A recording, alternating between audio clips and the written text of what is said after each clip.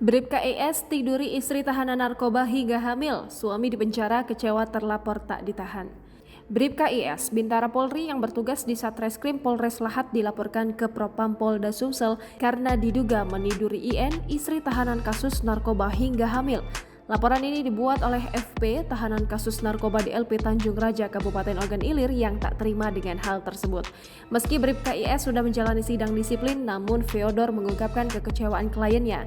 Sebab sejak laporan dibuat pada bulan Oktober lalu, akan tetapi hingga saat ini oknum Bintara tersebut belum ditahan. Padahal menurutnya semua bukti sudah diserahkan ke Propam untuk memperkuat laporan yang ada. Diberitakan sebelumnya, Bribka IS menjalani sidang disiplin di Propam Polda Sumsel pada Senin 13 Desember 2021.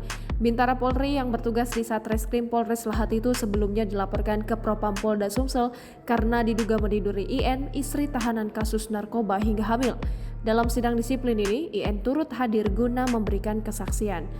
Dari pantauan tribunsumsel.com, selain kedua kuasa hukumnya, kehadiran IN juga tampak ditemani oleh beberapa anggota keluarganya.